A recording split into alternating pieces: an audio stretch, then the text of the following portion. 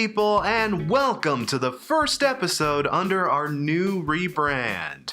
If you're a little confused, I'll leave a link in the description to this card, where I explain a little bit about what's going on here. New year, new decade, new aesthetic. Same derpy old chungus. But yeah, people, before we start 2020 proper, we need to take a moment, like we always do, and celebrate the best stuff that came out in the year previously. And man, 2019 has me fucking exhausted. Seriously, there was just so much good stuff this year. I don't even know where to begin to surmise, like, even a small portion of it. A lot of new faces popping up to make great first impressions. A lot of old guys from the old guard roaring back to life, and pretty much everything in between. 2019 kind of had a little bit of everything. And still none of it charted. Seriously, Billboard? But yeah, needless to say, overall at least, it was a great year for music. It certainly was for rock. So my list is a little bloated this time. 15 honorable mentions, 25 albums of the year to cover. And even with all those, I had to make some really painful cuts. Like, really painful, guys. Bandmade, Refused, Menzingers. None of them on the list. I know, I'm disappointed with me too. But people, like I say, 2019 was a crowded year, and I don't know, it's just my list. It's only my opinions, and, you know, the same rules and guidelines kind of apply to this year as it would any other year or any other list. They're only my choices. I didn't get to hear everything. People, let's just have some opinions and not be shitty about them for once in our lives. I know that's the pot calling the kettle black coming out of me, but can we try? We have a long list of stuff to get through, a lot of great stuff to celebrate, and, you know, a lot of fun music to talk about. 2019, musically at least, was an exceptionally fun year, so let's get started with the fun, shall we?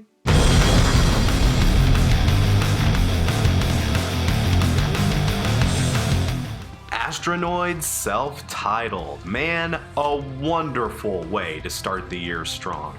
Astronoid are just an absolutely luscious band. That's like the only word I can think of to describe them. And that word's a little nasty? Is that the right? Luscious. It sounds dirtier than it really implies. But no, this record was heady, atmospheric, and blissfully serene. Chill metal that has an almost perfect balance of soothing melody and thunderous stomp. This self-titled sophomore record was the exact opposite of a sophomore slump, and I'm very excited to see what these guys will be able to pull out in the future. Great stuff from these guys. Absolutely wonderful record. Swimmers, Berkeley's on Fire. Yeah, Swimmers are one of those bands I'm kind of late to the party on, but this was a record that really stuck with me throughout the year. Infectious as hell pop punk that has just like the slightest dash of surf punk and other like poppier elements to it to kind of give it its own flavor, its own unique kind of sound. It's fun and absolutely ear-catching. Its melodies just burrow into your skull, and its joyous and at times even humorous attitude towards lyrics just make for an all-around rager of a record. I don't know who the hell Steve is, but I'll probably never forget, for the next 2 years at least, that Steve just got robbed twice in one night. Dude. Poor Steve. Sundara Karma, Ulfila's Alphabets. Ulfila's? I am probably not saying that right. People, in any other year, this would have totally synced a proper spot on the best of list, but with so much good stuff that came out in 2019, I didn't have room for it. I'm sorry, but people, after hearing this record, I think it's official. Y'all need to hop on the Sundara Karma train. I was impressed by their debut back in 2017, I didn't know if they had the momentum to possibly build on from there, but they broke out with this record early in the year, and with its huge plate of classic rock worship and 70s Bowie pastiches, it's just... God, this record was so good! Why didn't you hear more about this record when it dropped? I'll tell you why. Because it came out the same day as the Black Album. My God, how I'd prefer to have been talking about that record that day. Dump Him, Dykes to Watch Out For. This was a nice surprise. Energetic and fairly thoughtful queercore with a nice, raw and gritty kind of bent to it. This is a band that clearly carries, the banner of old school punk. They're out there doing it, raw and dirty and just straight up. And they're covering topics from the non-binary and trans perspective, something I wish I saw more of out there. And, it's awesome to see, and the music itself is very well executed. This was a solid as hell jam for any of you punkers out there. It is a little, too rough around the edges in places, and this is a record that is just too damn short. It ends right as it's about to get going, but man, again, where it shines, it shines. Laura Imbruglia, Scared of You. Okay, what the hell is it with these Imbruglia girls? That family has chops, dude. Really snarky and sophisticated lyrics with a sonic palette that goes across genres, everything from classic rock to full-blown punk, some minimalist indie in places. This record was just well fleshed out and very absorbing. Again, another tragic one to have to leave off the list proper. I did really like this, but man, does this record absolutely slay. Please don't let the fact that it is just an honorable mention deter you from giving this a shot. Laura is an extremely talented musician and songwriter who's doing some very bold and creative things out there. And pro tip, get any recollections you have of her bigger sister out of your head. This is so not that. Natalie is not Laura. This Imbruglia is not that Imbruglia. And now I've said the word Imbruglia so much, it's kind of gone weird in my mouth. Imbruglia. Imbruglia. Sam Fender, Hypersonic Missiles. I didn't know the world needed British Millennial Springsteen, but now that the world has British Millennial Springsteen, I gotta admit, I think I really like British Millennial Springsteen. This was an album that grew on me the more I listened to it throughout the year. Sam's voice, yeah, it takes some getting used to, people. I'm sorry, he's got a weird singing style to him, but once you break through that initial barrier, there is some damn fine instrumentation and some wonderful performances on this record.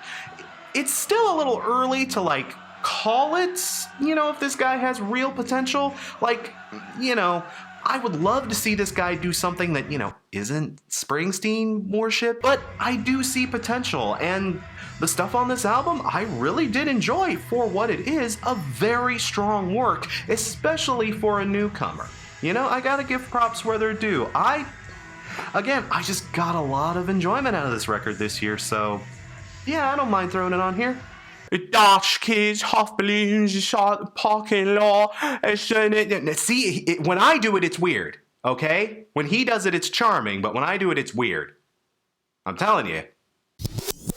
Kill Switch Engage, Atonement. I just gotta say it. This album turned out to be way better than it had any right to be. Like I said in the original Fimi where I covered this record, I've just never been all that impressed with the stuff Kill Switch has done with Jesse Leach at the helm over the years.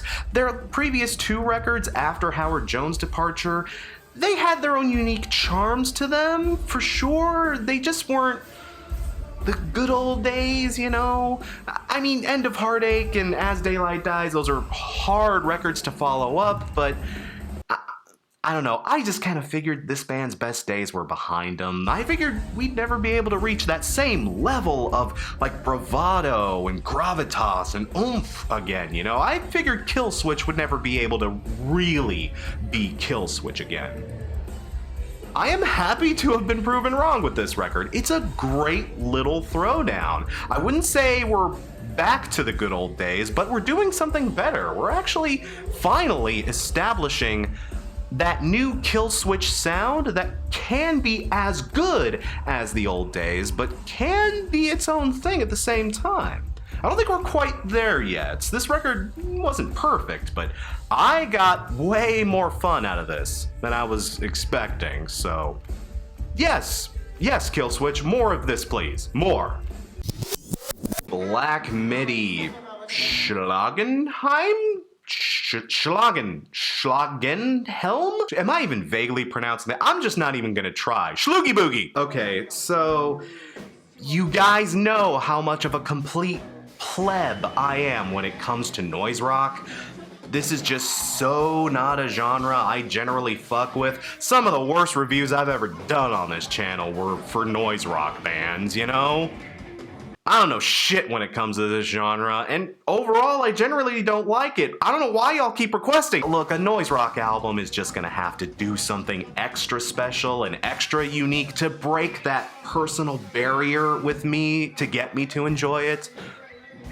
But Black Midi, dude, I think they got it. You know, maybe it's those lightning fast rhythms, maybe it's that undercurrent of like Talking Heads and like David Byrne-isms, you know? Maybe it's all those shifting and shaking time signatures that always feel like they're just about to fall apart at like right the exact moment when things feel like, okay, this is starting to get monotonous. They shift it up and then make it something completely different, and a noise rock band has got to be doing something else entirely for my goofy ass to get in on it.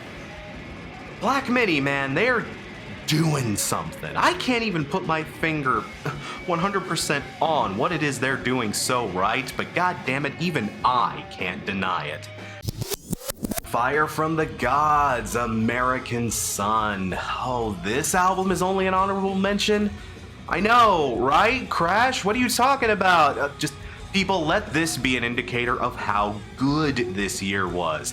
Yeah, this hurts to only put on the honorable mentions, but it's the only it's just the only place I have for it. And, you know, it certainly earns its honorable mention because it is good. The band have developed in a nice little direction, you know, continuing to fine-tune and hone their songwriting abilities.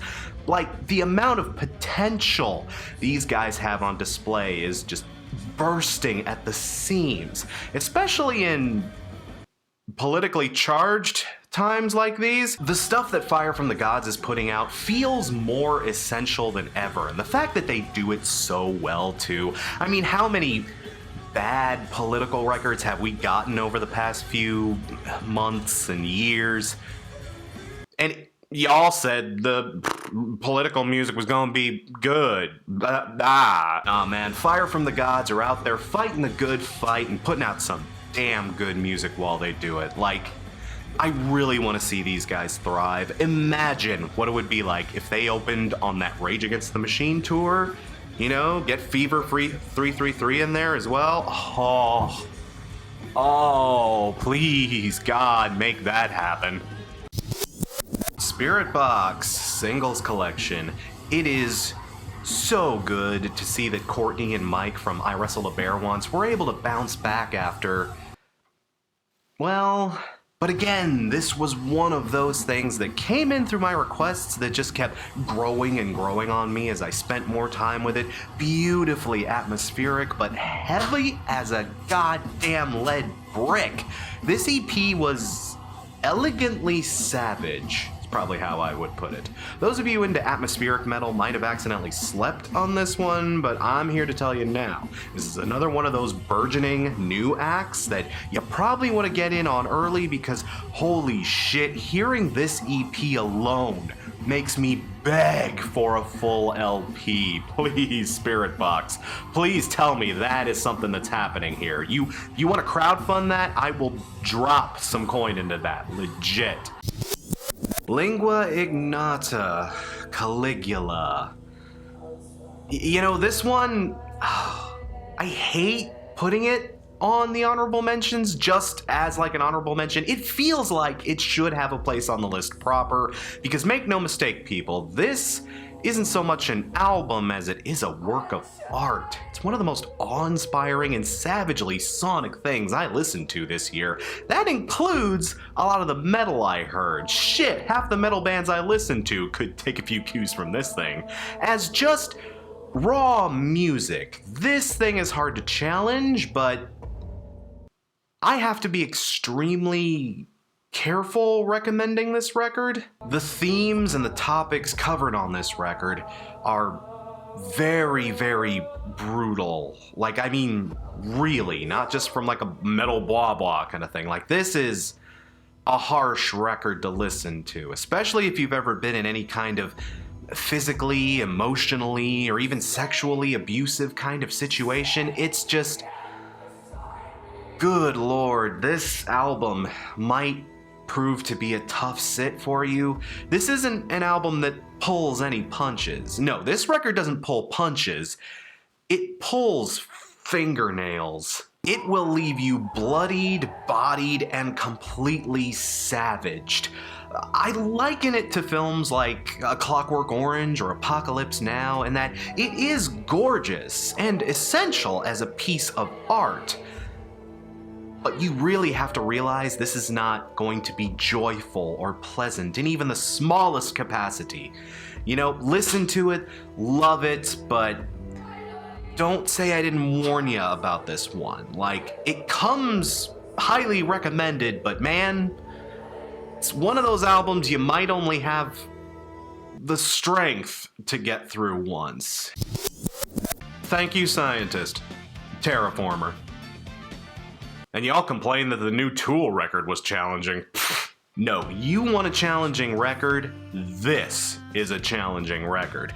Nearly an hour and a half long, with tempo shifts and jazzy, loud as hell soundscapes and horn sections and samishens and theremins and just every fucking thing you can throw in there, and the kitchen sink.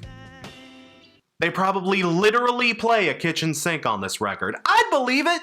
Good lord, this was a complicated record, but man, this was one of those rare, overly complicated records that never lost my attention.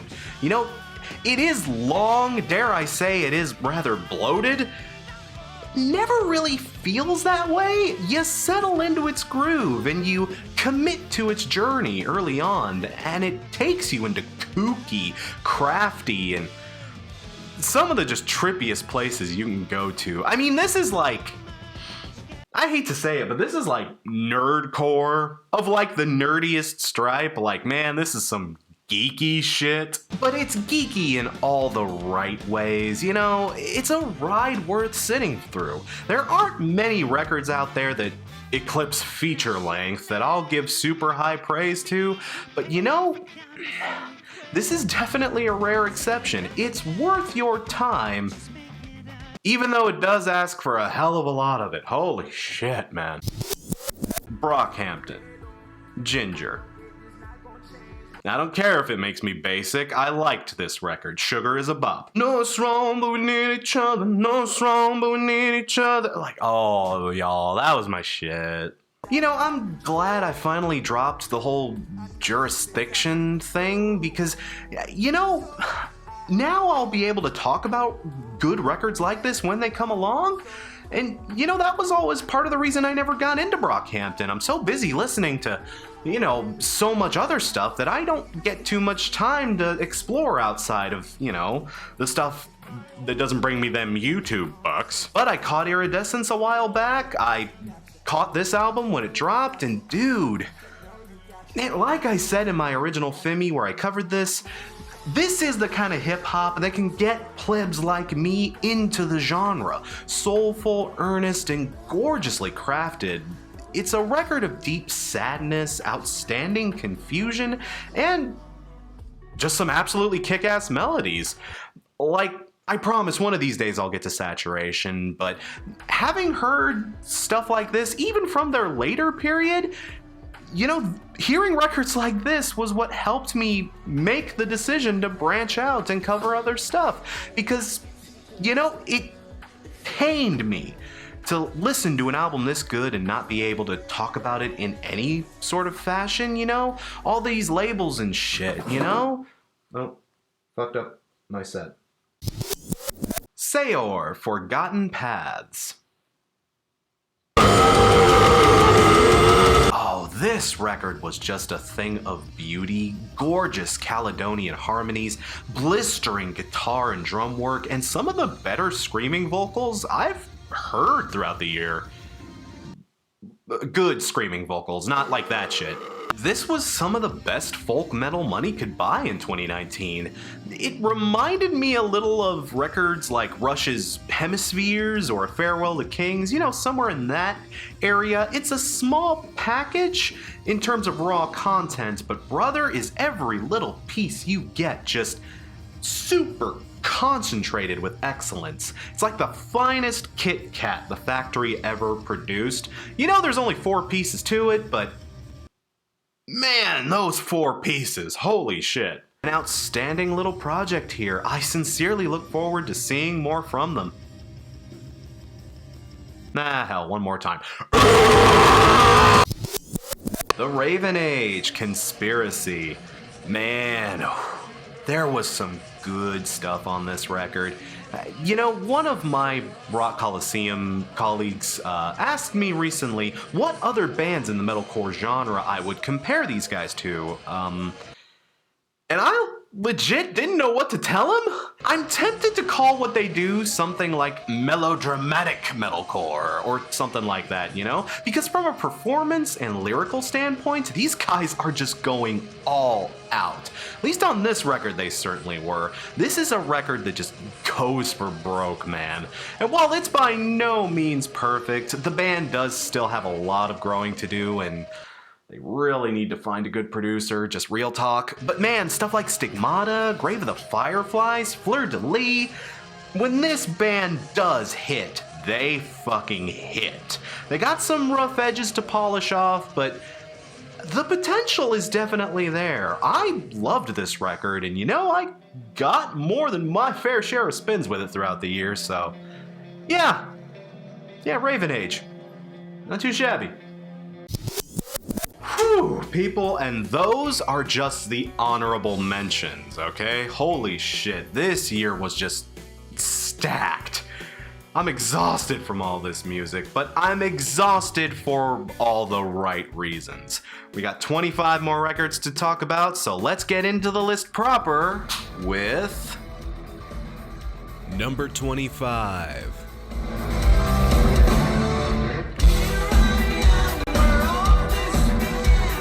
Beast in Black, From Hell with Love. I know, I'm just as surprised as you.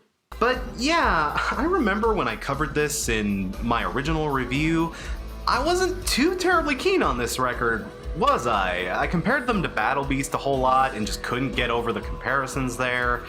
And I kind of wrote them off initially, but man, again, this was one of those records that the more I listened to it, the more it grew on me, and the more I just had to admire it. It's fun, it's goofy, and it's very well played and performed. And to me, it fits that perfect balance between skillful execution and gravitas, and planting their tongues in their cheeks just firmly enough to not come off as too silly. You know, they're not too ridiculous, but they're not too serious, and they got loads of catchy melodies and excellent guitar work along the way. People, I gotta give credit where it's due. This album eventually ended up winning me over. Like, it's got everything I love in a good cheese metal record. If I had to pick any cheese metal album I probably just loved to death this year, it would probably be this one. Man, this was just fun. Though, I mean, let's be real, if there was anything that won me over about this album, it was that Motorhead cover. They did Killed by Death, people! They squeezed the lizard! Number 24.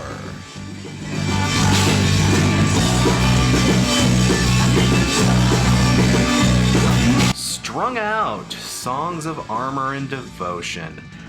You know, if some of you want to come at me for this choice by saying, "Oh, Crash, it's just another strung out record, what's so special about that?" You may kind of have me there. While this record does have its own little nuances to it, at the end of the day, it is kind of just, you know, Strung Out showing up and doing what they do best, but people, Strung Out are so good at that thing they do. I gotta give them props. Even if they didn't reinvent the wheel with this album necessarily, Strung Out showed up, they delivered a solid as fuck 44 minutes of rapid fire, technically gorgeous, and socially conscious Cali punk. And man, they came in, they pounded it out, and got out as clean as a whistle. That sure as hell is good enough for me. This album was a riot, and one I kept coming back to over and over throughout the year, especially while I was at the gym. Seriously, this album has so much kick to it, it'll light a fire under your ass and get you moving. This is like a really good treadmill album, you know? Fuck. If I'd have known punk rock was this good for like the workout stuff, I could have lost all this weight like years ago. Wow, I'm dumb. Strung Out is really good, though. Please check this record out. Number 23.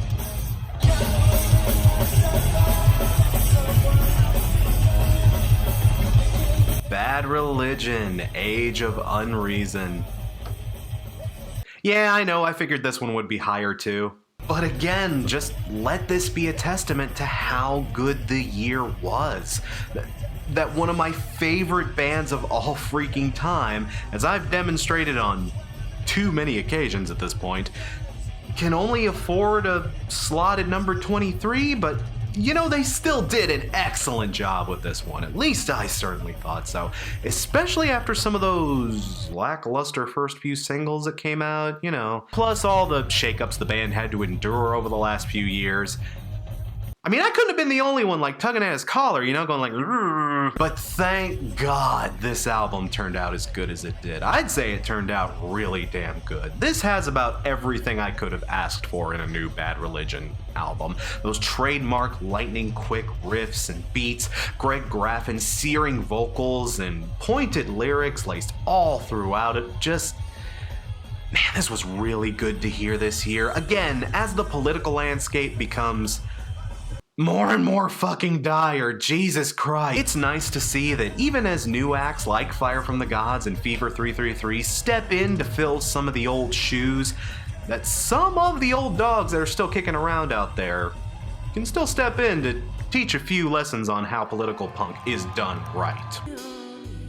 Number 22.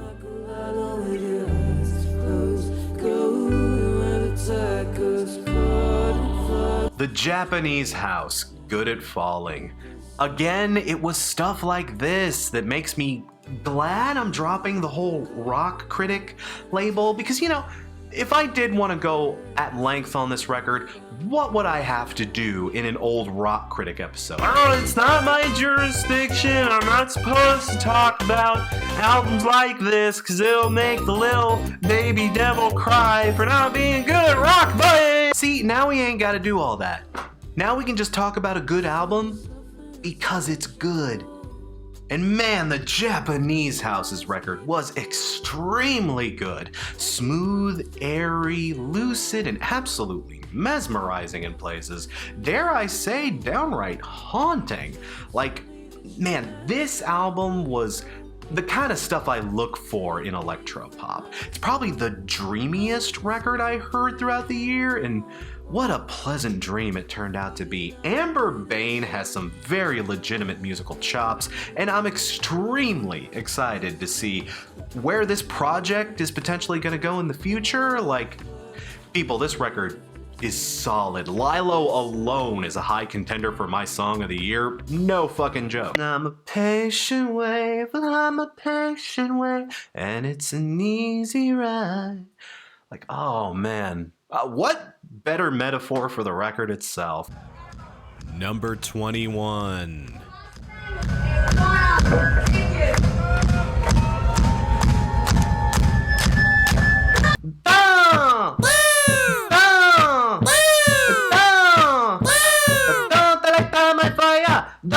It's cuter when they do it. Otoboke Beaver! Itakoma Hits. Again, am I even coming close to saying that right? I'm sorry if I'm not. People, out of all the Japanese bands that released albums this year, very strong albums no less. Let's not forget, acts like Bandmaid, Bloodstained Child, Baby Metal, all released very strong records this year.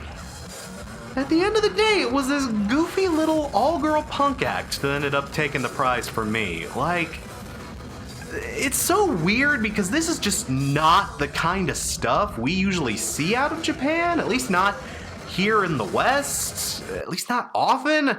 I don't know, I'm not in those circles. Feel free to list all the obscure Japanese punk bands I should know about. I'm a basic bitch, I don't know. But this one, I'm sure, ended up taking a lot of people by surprise. Absolutely ferocious vocal performances, some lightning fast and surprisingly skillful instrumentation. God, this was like if Green Day was crossed with the 5, 6, 7, 8s and like an entire pallet of pixie sticks and a box set of Agretsuko. I mean, don't get me wrong, there is a Japanese punk scene. There's been one for a very long time now. But the thing is, a lot of the stuff in that Japanese punk, it either just doesn't cross over to the West, or it can really only be appreciated by like a very niche audience. It's not something that crosses over ever. These gals, though, they may have cracked the code. I definitely want to hear more of this. Number 20.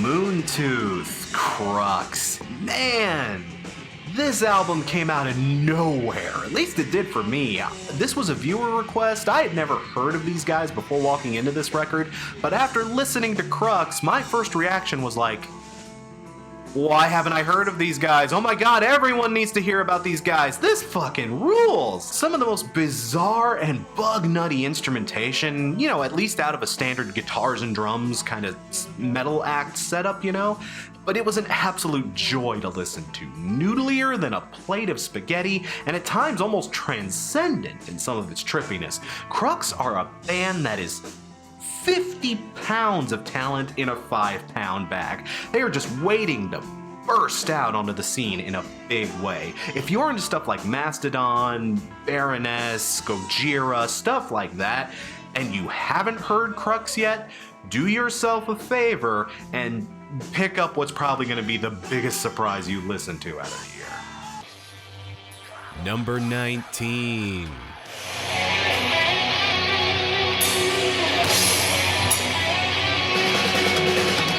Venom Prison, Samsara.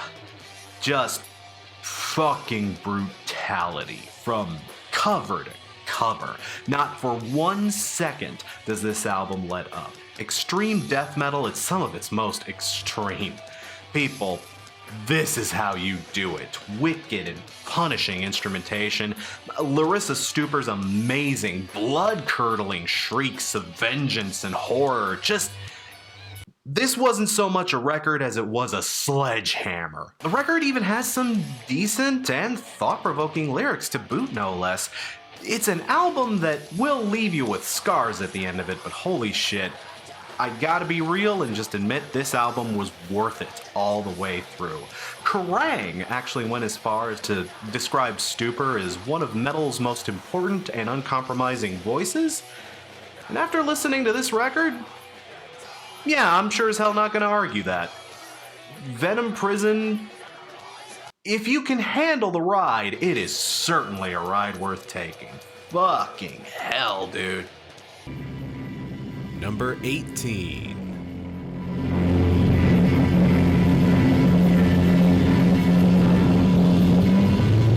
Manic Mannequin Pussy, Patience. Oh, I had to save a spot on my list for this. Again, it's a punk record that's doing some very interesting stuff with the genre. It's almost weird even calling this a punk record, given how woozy and blissful it can get in places.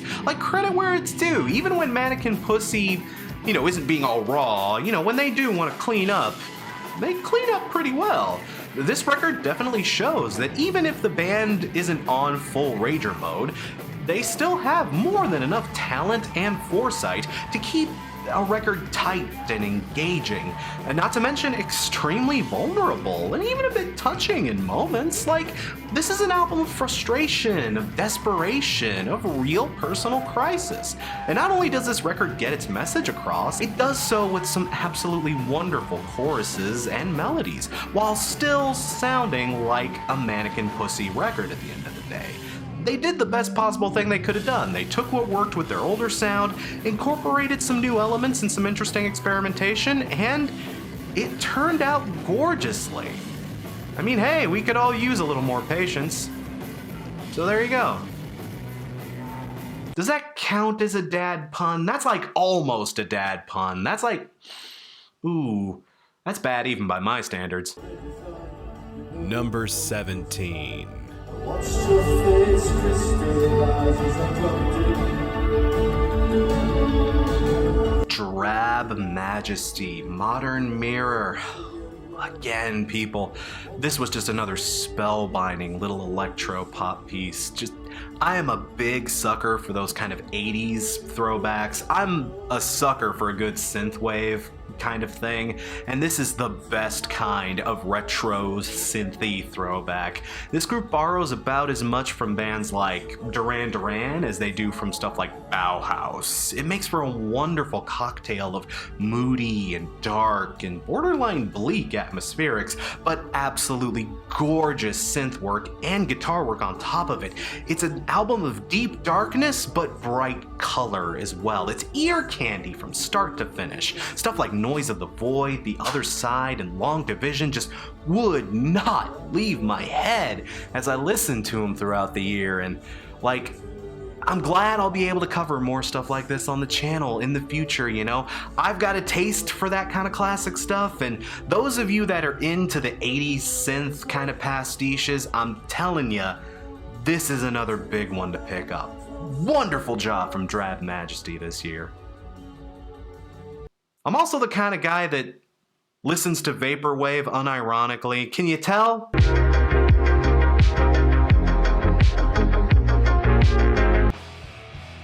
Number 16.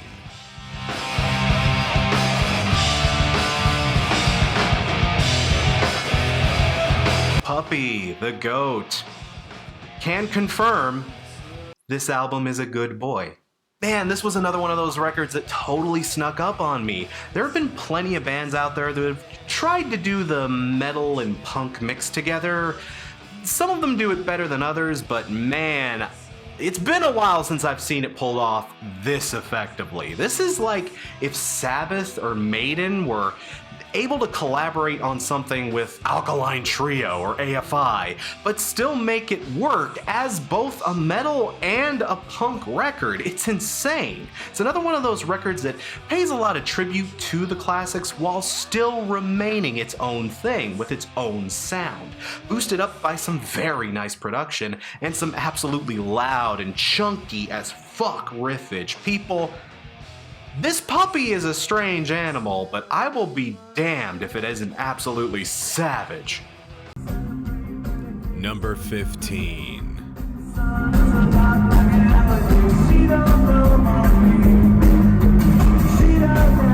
Blink-182, 9. Are y'all gonna give me shit for this pick? But fair play, this was another one of those albums that everyone was going to, especially after the first couple of singles. But this ended up being really, really goddamn good.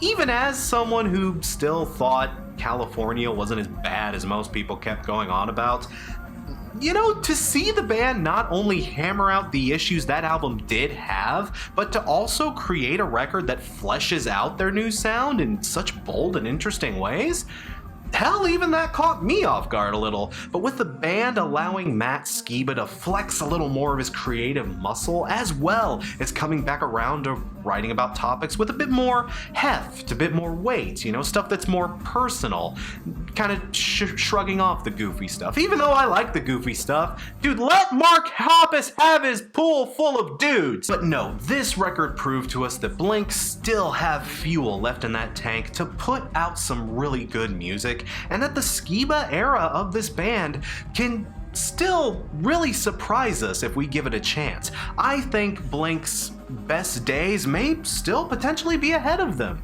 and that's great to see, you know? I'm happy this record exists, and man, I hope this leads to further greatness out of this band.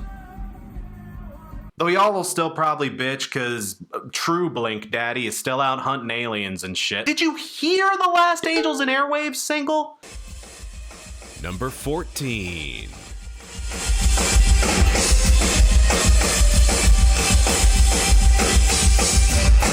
Brutus Nest. My god, this was yet another record that snuck up on me. Man, I just wasn't paying any attention. Every fucking good record snuck up on me this year. The progressive post-hardcore stylings of Brutus have won me over big time. This is a record that, in its own weird way, is almost as punishing as Venom Prison. It's a record of extreme power, extreme intensity. It places its foot on your neck and just never lets up. But it's like from a moody post-rockish direction, so yeah, that's weird. But holy shit, Brutus is just an excellent example of when a band goes for broke and tears the entire roof off of a genre and just keeps pounding and pounding and pounding and pounding until they get something entirely new and creative out of it. I mean, that's what you gotta do. You just gotta keep pounding your genre until it's something else. You just pound it. You just gotta keep pounding it. You're just pounding it. You just pound it. Just with post-hardcore and with dated Jim Sterling references, you just pound it. Number 13.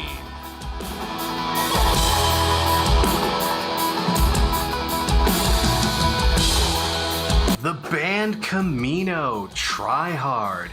You know, for all the old guard bands that released records in 2019, while I was compiling this list, one thing I noticed that made me super duper happy to see: there are a lot of newer bands out there just absolutely killing it right now. It'd be nice to see one of them chart every once in a while. God fucking damn it, Billboard! But yeah, another band that just kind of completely blasted me out of the blue this year. Fucking the band Camino. These guys have that pop rock sound just locked up, man. Like, these guys know how to write a damn good pop tune. Like, hell, if only the last 1975 record had been half as good as this. Hell, if only the last Walk the Moon record had been half as good as this. It's got so many infectious choruses, danceable grooves, and the production is just beautiful. Sonic bliss, this record, you know? It's got its problems. Their lead singer, like Sam Fender, takes a bit of getting used to, and this record is just criminally short. Again, it kind of stops right in the middle of it getting going, but man, if the last 1975 or the last Walk the Moon, or hell, whatever pop rock band let you down over the last few years, if you need that pop rock pick-me-up, these guys have got you covered. Seriously, check them out. Number 12.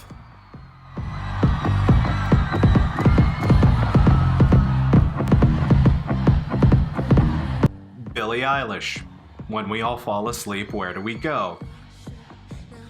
Don't you even look at me like that. This album slaps and you know it. I mean, you want to talk about potential. Eilish has it in spades. I honestly had no initial intention of discussing this record.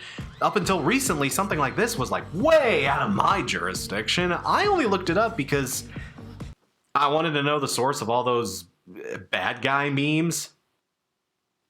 Duh. But after I gave this record a chance, I just kind of had to fall back. This thing is great.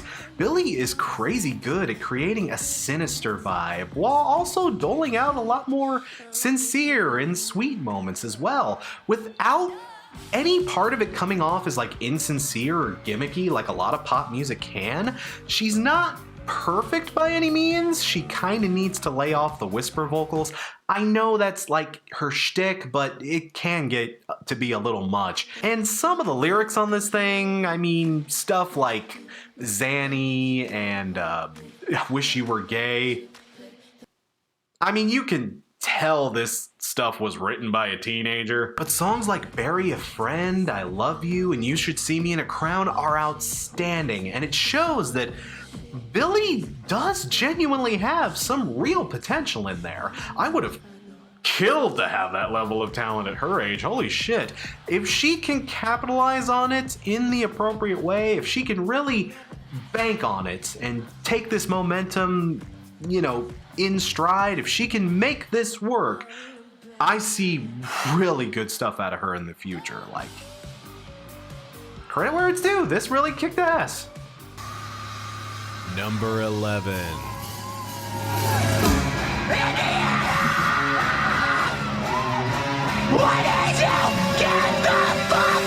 Fever 333, Strength in Numbers. This record served as one of the first big indications of just how good the year was gonna be for music. At least, it did a way better job than that Bring Me the Horizon record, just, real talk. But my god, did Fever 333 just explode on this full-length debut. 333 didn't so much debut with this album as they did erupt. Savage and socially conscious, it's a record that pulls no punches and gives no fucks. Loud and slamming instrumentation, Jason Butler's savage screaming and fluid rhymes, and the absolute best implementation of hip-hop and trap elements that the rock genre saw in 2019. See all you dummy idiot bands that tried to incorporate that shit into your own music and get yourself eaten by the Imagine Dragon? If you gotta use those kinds of elements, this is how you do it right. Oh my god, I hope Fever 333 sticks around with us because my god, the music these guys are putting out is just essential listening, especially in these dark times. I'm gonna knock on wood while I say that because I've been wrong about shit like that before. This is hopefully only the first taste of greatness we have from these guys. Like, oh, such good stuff. I can't wait to hear more. Again, knocking on wood. Knocking on wood. Knocking. Please don't break up! Number 10.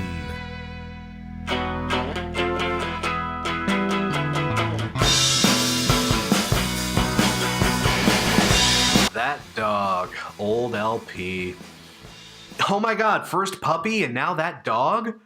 You know why 2019 was such a good year for music? Because it was full of good boys! This is one I would have never seen coming. Old 90s alt-rock stalwarts, That Dog, decided to reunite and come back to give us another beautiful record, and man, I could not be happier with the turnouts. That Dog were always terrific at creating melody-rich and insanely catchy power pop, and going off of what I heard on old LP, not only did they not lose any luster over time, they may have in fact only gained more with experience. The heavy use of strings and orchestral arrangements peppered in there with all the jangly guitars and the nuanced vocal harmonies just make this record an absolutely way more grandiose and operatic experience than honestly I was expecting, even for That Dog record.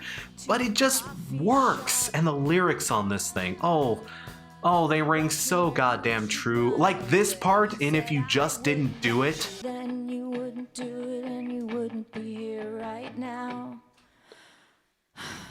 Like that little exasperated sigh, that right there said more in one breath than the last Gang of Four record did across its entire running time. That dog unfortunately never got their due back in the day, but hopefully more people will be able to catch on now. They really do deserve it, people. Like that dog, they are one of the hidden gems of the alt-rock scene. Like, just, they never got their due, but I can say this record is certainly great.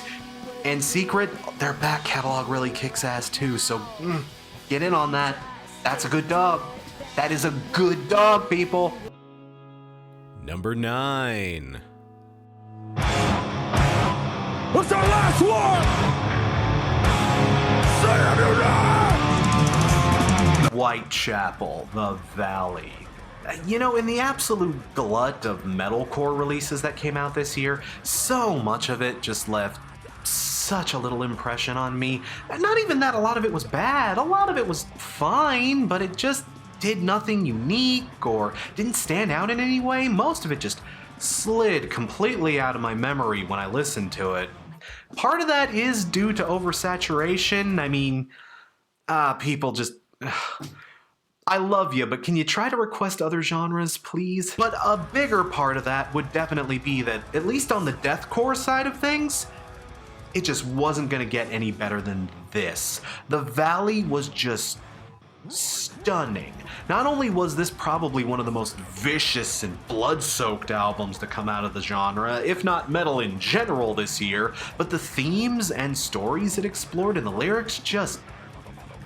oh... I was not expecting to be moved and heartbroken as much as I was from an album like this. But this album gets really viciously personal, and Phil Bozeman's account of the suffering his mother had to endure under both mental illness and at the hands of a husband who mistreated her and most likely ended up killing her. Like that Lingua Ignota record, this can be a really harsh listen, but my God, is it an essential one. Number 8.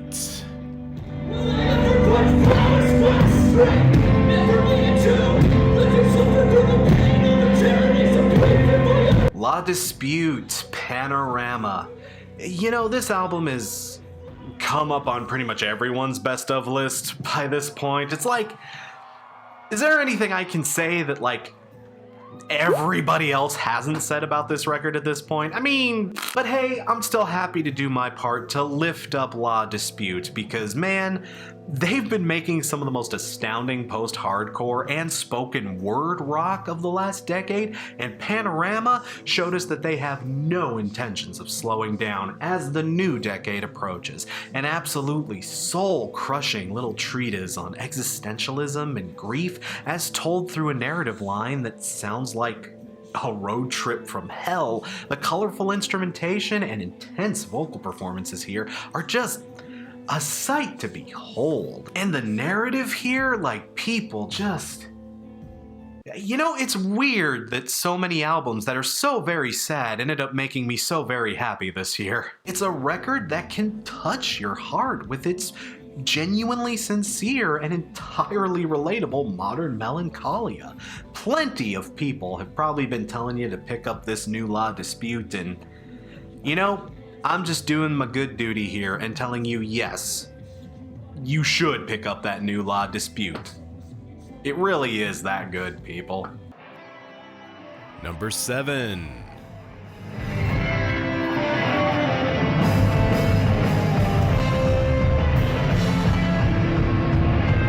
Pup. Morbid stuff. Puppy, That Dog, and Pup. So many good boys! To hell with my show! Here's another full solid minute of puppies! Fuck you!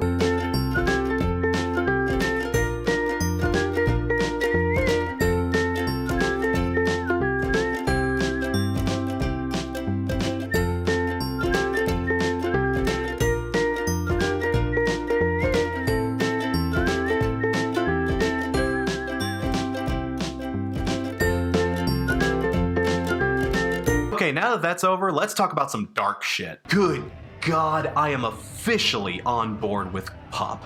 I reviewed their last album a couple of years back, and while I did see the potential there, I wasn't completely won over necessarily. But then they upped their game with this, and these guys are just absolutely wild. Some of the most thoughtful and technically palatable music going on in the pop punk scene right now. Good God, this album was a bop, and so very, if not tragically relatable in moments. Good God, what is wrong with me? What is wrong with the world? Pup have completely outdone themselves on this one, and I think they finally realized their fullest potential, man. This is a must listen for the year, and goddamn, Pup, I think we're gonna be seeing the really good shit out of Pup from here on in. But man, even if we don't, good Lord, this record was entirely worth the ride. Just, ooh. Again, such a very sad record that made me so very happy. Number 6. This is it, can't get out from under it. Never more to leave you, never more. Mariana's Trench, Phantoms. I admit it, I am super duper late to the party with this band. I should have been listening to them years ago. Sorry, Mark. But yeah, in getting around to Phantoms, I can say that I am completely on board now. Just, my God, the talent in this band, the gorgeous production, and the downright blissful instrumentation, all capped off with Josh Ramsey's incredible vocal talents. Seriously, this band and this album is everything the last Panic at the Disco should have been. I just could not stop spinning this thing throughout the year. Hell, even its premise being coded in, gothic and spooky reimaginings of Edgar Allan Poe's stories sounds like something that might not translate well for them on paper, but they made it work, and they made it work surprisingly well. It sucks that so many people are sleeping on Mariana's Trench, because if you want more great pop rock, that isn't, hey ma, look, I made it for the 700th time on the goddamn radio. Here it is, people. Seriously, check this out. These guys do not get their due. Not in the States, at least, man. Great stuff.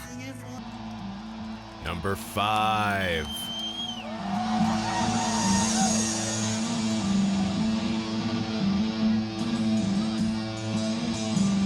Yes, it's Tool. Yes, it's Fear Inoculum.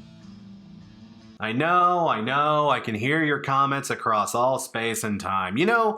I'm doing a live premiere of this particular episode, so yeah, even you guys in the live chat, I can see you over there. I see those comments. Yep, I knew you were gonna say that. Oh, you shut the fuck up! But I just gotta be real with you, people. I know I'm kind of the dissenting voice in this discussion, but yeah, no, I still loved the new Tool record. Admittedly, my jets have cooled a little bit on it. With more spins, I've been able to get more perspective on it, and I can kind of see where some of the dissent is coming from. It's a challenging record that demands a lot from you, even for a Tool record. I get that. At moments, it can be a little bloated and unwieldy. It's not a perfect album. In fact, it may be Tool's least perfect album to date.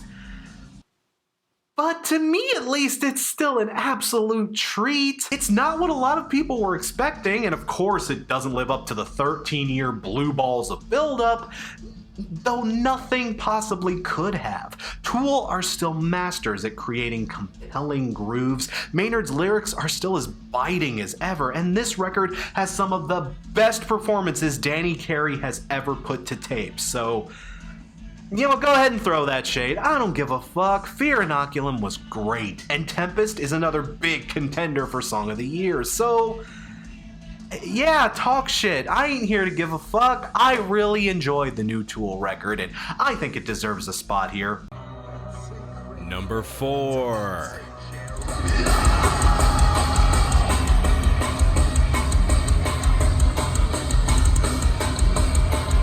Slipknot. We are not your kind. I mean, need I say anything more? This record really speaks for itself, doesn't it? Especially after all the internal chaos with the band and the somewhat hobbled feeling Point 5, the Gray Chapter, again, leaving people a little worried for what might be in store for these guys. But man, they roared back with a vengeance on this record and showed us that Slipknot is in it for the long haul. So much intensity, so much fire, so much anger, so much raw, unbridled power on this thing.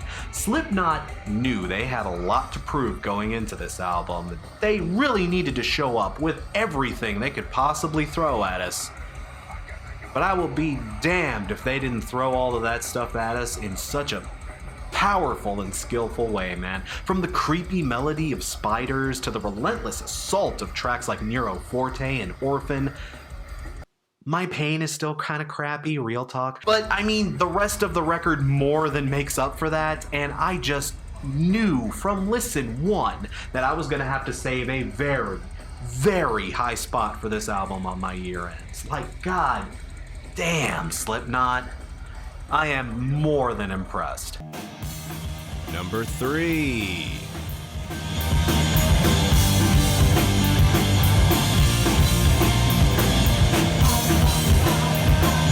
Bob Mould, Sunshine Rock. I mean, you know how I knew it was gonna be a good year. Because Bob Mould came along right at the beginning of it and gave us all a great big hug and told us everything was gonna be alright. Well, not literally, that would maybe be a little creepy, but this album felt like that. This was just a great big hug of a record, wonderfully punchy guitar work, beautiful string arrangements, and one of the few records this year that was just brimming with positivity and sunshine. Like the real kind, not this fake ass shit. Bob Mould has always been an amazing songwriter, and his solo career has also been way better than it, has any right to be. To put it one way, I mean, Mould is an industry vet with a miles-long track record to his name. He doesn't have to deliver stuff this good anymore, not if he doesn't want to. He could be lazy and just bank off name recognition if he really wanted to. He could get away with that. The fact that not only is he not settling, but he's still delivering music that is this fantastic and touching is just... Bob, I hope Berlin is treating you well, dude. Because this record sure as hell treated me well, man. Just... thank you. Number 2.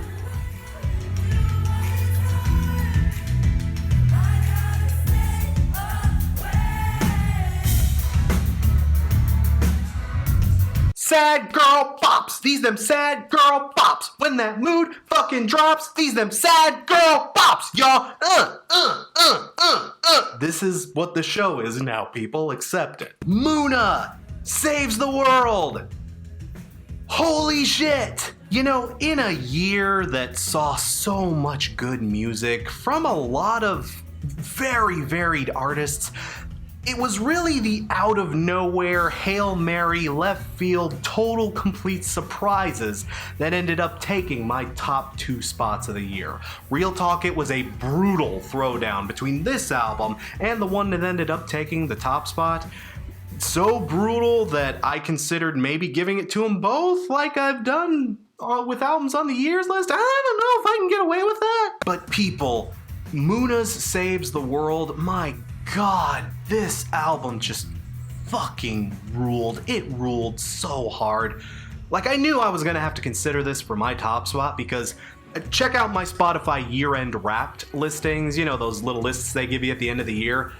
Yeah, this is no joke. They are all over my year ends on Spotify. And I mean, the proof is in the pudding too, because I could not stop spinning this record while I worked, at the gym, in the shower, just to relax. Just Saves the World was practically the most infectious bloody record I heard all year, with its deeply personal lyrics, absolutely mesmerizing instrumentation, and production that elevates the band in almost every positive manner it can possibly muster. People, I cannot stop singing this album's praises. It's a record that was beautiful to listen to and spoke to me on a downright personal level. I mean, I can just relate to this album so goddamn well. Go down on a girl after reading her some friends find on. Who the hell can't relate to that? People, this record is a goddamn blessing. It was a tough as hell call to not make this the album of the year, especially when I got those Spotify stats back, you know what I mean? This record rules, but for as good as it was, for as much as I loved it, God damn it, there was just one other record that did that little bit much more. And now the only question we have to answer at hand is, do we stan? You heard me. Do we stan? We stand, sweetie John!